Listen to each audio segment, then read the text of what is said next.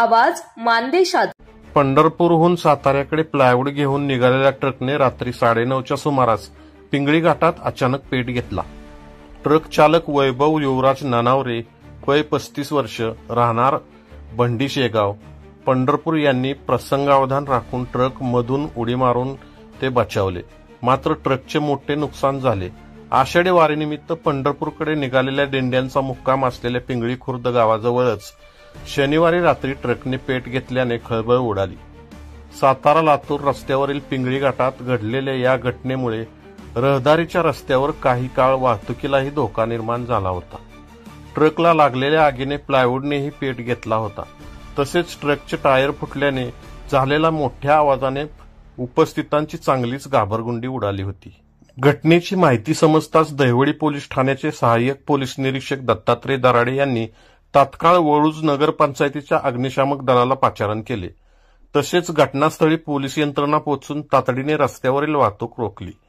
याच दरम्यान महाराष्ट्र नवनिर्माण सेनेचे जिल्हाध्यक्ष धैर्यशील पाटील यांनी तात्काळ घटनास्थळी धाव घेत अग्निशामक यंत्रणेला मदत करत आग विझवण्यासाठी प्रयत्न केले। सुमारे 1 तासाने ही आग आटोक्यात आणण्यात यश आले।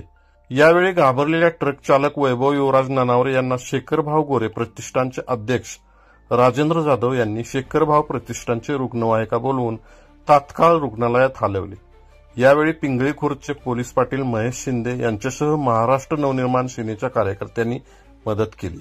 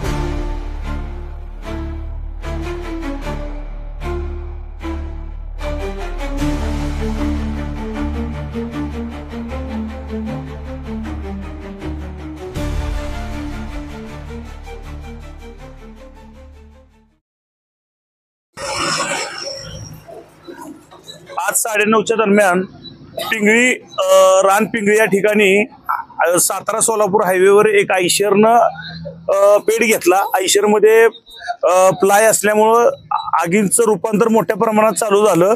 याच्यामध्ये महत्वाची भूमिका आज दहिवडी पोलीस स्टेशनचे एपीआय दराडे साहेबांची भूमिका मोठी आहे, कारण त्यांनी मसवडला अग्निशामक नसताना त्यांनी वडूजमधनं अग्निशामक लवकरात लवकर बोलवून आणल्यामुळं होणारा अनार टळला।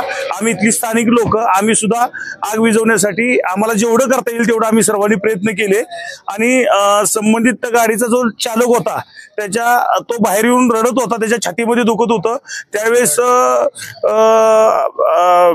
राजू जाधव अध्यक्ष यांनी स्वतः त्यांची शेखरभाऊ यांची अँब्युलन्स बोलवून त्याच्यामध्ये तातडीने पेशंट घालून आता तो हॉस्पिटलमध्ये नेलेला आहे। त्याची बी तब्येत आता ठीक आहे, पण हायवे असल्या कारणाने आणि पंढरपूरला दिंड्या जात असल्या कारणाने एवढी